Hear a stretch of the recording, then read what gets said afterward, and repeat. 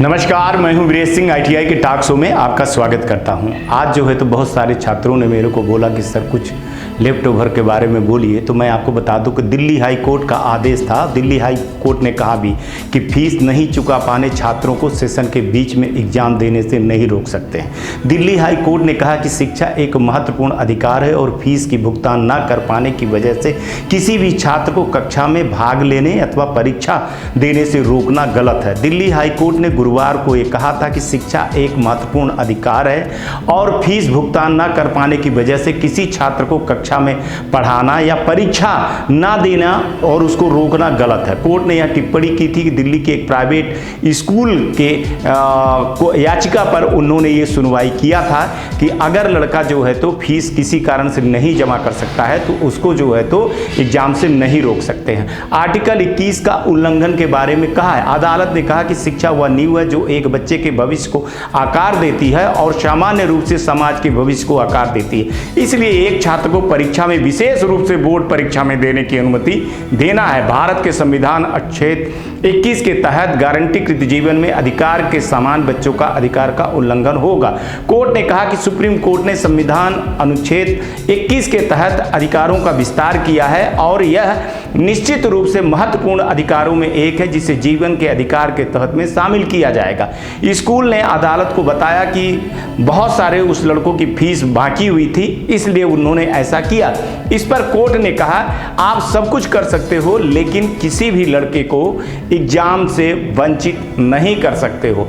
भारतीय समाज में बोर्ड की परीक्षाएं महत्वपूर्ण होती है।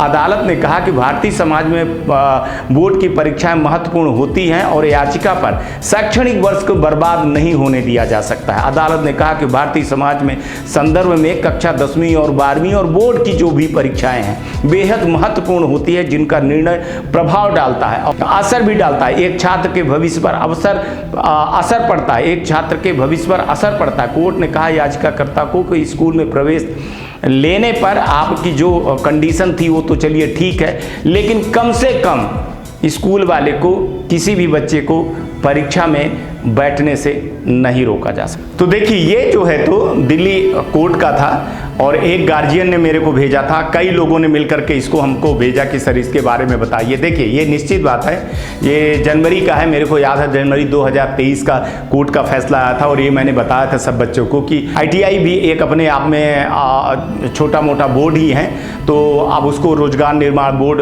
कर दिया गया है। जैसे आप लोग जानते हो हर जगह पे हो गया है, कौशल विकास हो गया है। तो इसके चक्कर में इन बच्चों का भविष्य जहाँ तय होता है ना, कोर्ट का ये कहने का मतलब है जहाँ जिस परीक्षा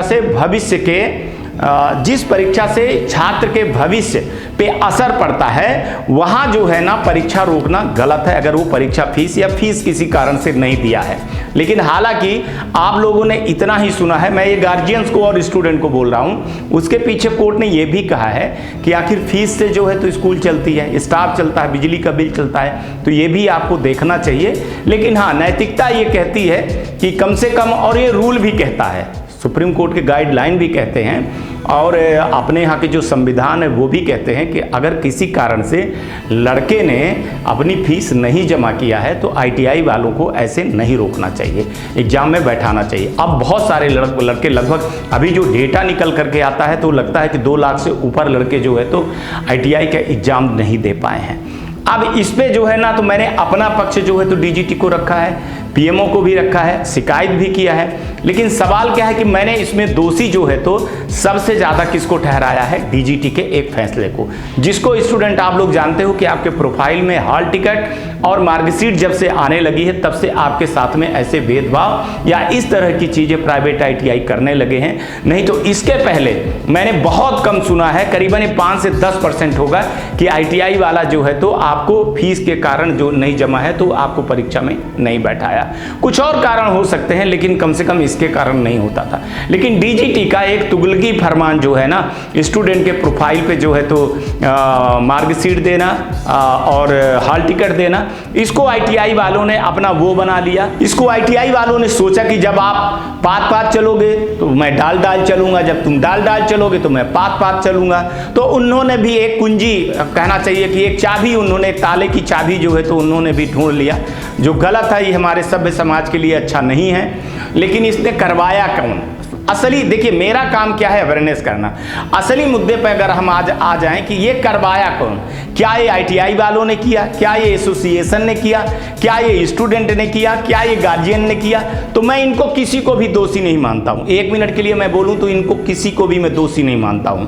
इसमें मैं दोषी सीधे सीधे DGT को मानता हूं। और DGT का जो 2-4 साल से ये ऐसी चीजें आई हैं ना, जो अभी बीच में अफसर आए हैं, इनका जो फरमान है ना, तुगलकी फरमान है ना, तो ये लड़कों पर भारी पड़ रहा है, ITI पे भारी नहीं पड़ रहा है।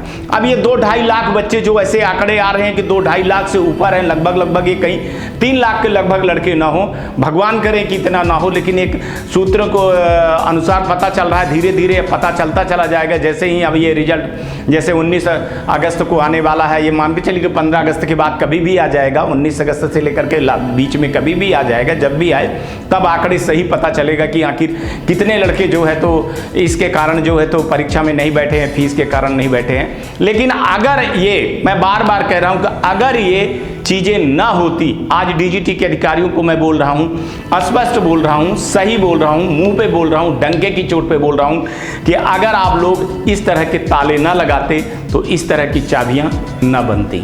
आपके ताले खोल दिए गए हैं। आप जो है तो इसलिए ये ताले लगाए थे कि जो है तो लड़कों से जो वसूली हो रही थी वो वसूली रुक जाए।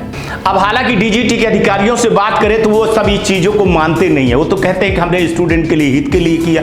तो आपने हित के लिए किया तो उसका परिणाम क्या निकला? सबसे बड़ी चीज है कि परिणाम क्या होता है। कोई काम किया जाए तो उसका परिणाम क्या होता है, क्या अच्छा होता है, क्या बुरा होता है। अब बताइए, ये लड़कों आप नहीं मान रहे हो, वो अधिकारी क्या बोल रहे हैं कि मैंने तो ऐसे किया, मैंने तो ऐसे किया, मैंने तो इतना टाइम दिया था। हाँ भैया, आपने टाइम दिया था, मैं मान रहा हूं आपने टाइम दिया था। और मैं आपको ये भी बता दूं स्टूडेंट और ITI कि बहुत सारे साउथ के लोग, बिहार के लोग और यूपी के हर जगह हमको फ़ोन किए कि सर थैंक यू आपका कि आपने बहुत पहले ये प्रोग्राम चला दिया था और आपने स्टूडेंटों को बता दिया था कि ITI के जो है तो पास 2 हथियार हैं, एक 80% अटेंडेंस का और एक फीस वाला।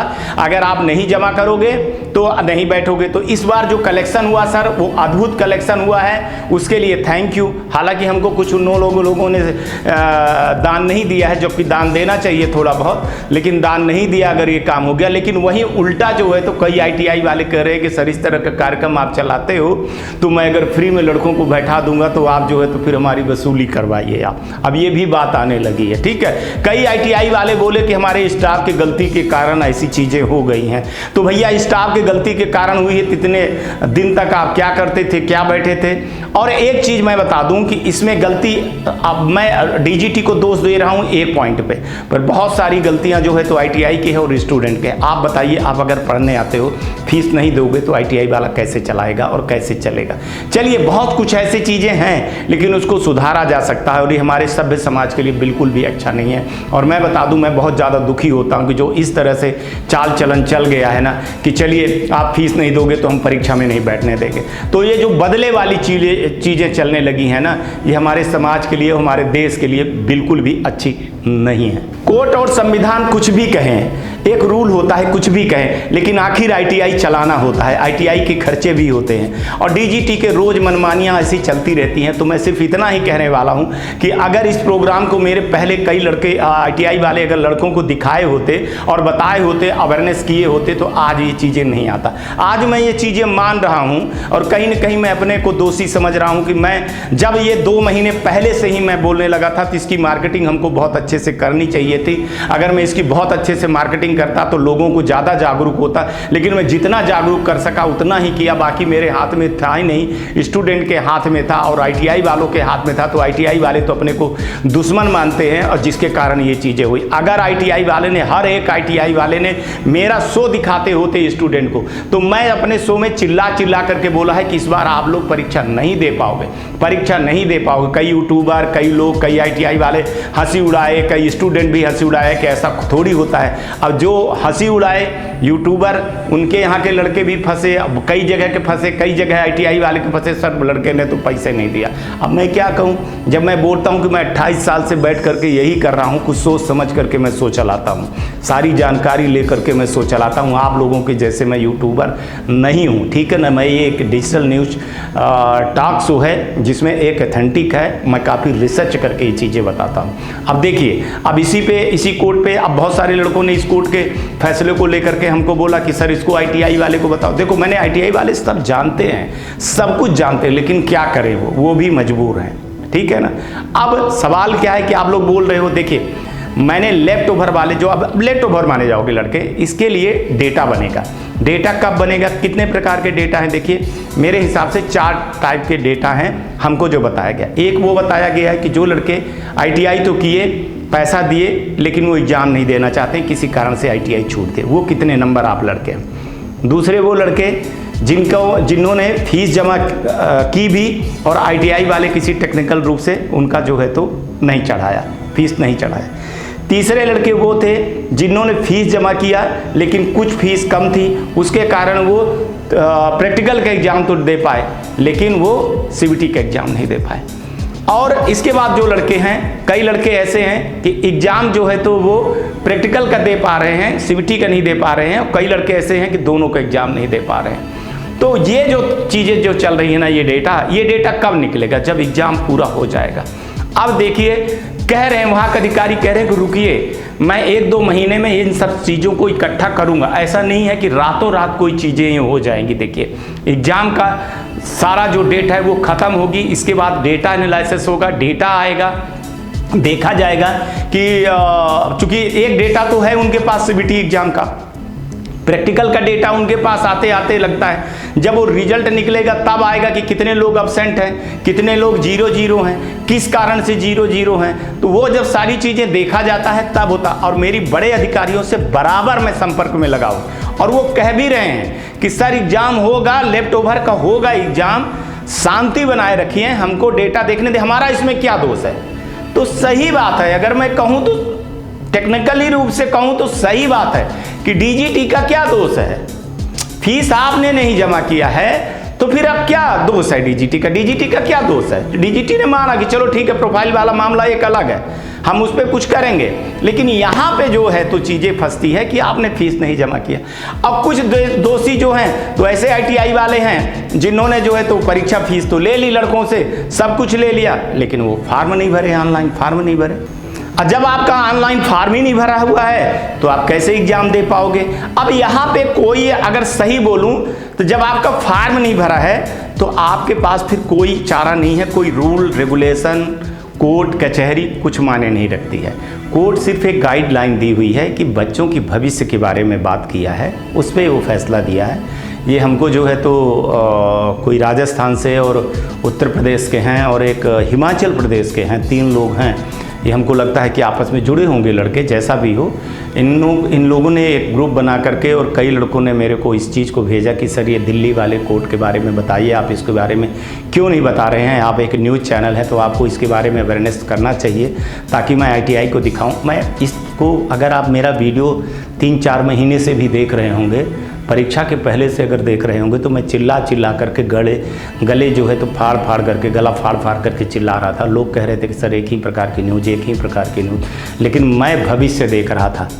अभी देखिए कई लड़के जो है ना तो क्या होने वाले हैं, CBT परीक्षा तो दे देंगे, पास हो जाएंगे, लेकिन प्रैक्टिकल वाले में ITI वाला नंबर ही नहीं भेज रहा है, अब्सेंट कर रहा है या नंबर कम दे रहा है। तो ये जो परंपरा है ना, ये परंपरा कहाँ से चली है और इस परंपरा को कौन रोकेगा? आप ही लोग रोकोगे ना। इसीलिए अच्छी ITI में एडमिशन करिए, अच्छी ITI में जाइए, एडमिशन लीजिए और ITI से आप संपर्क बनाए रखिए।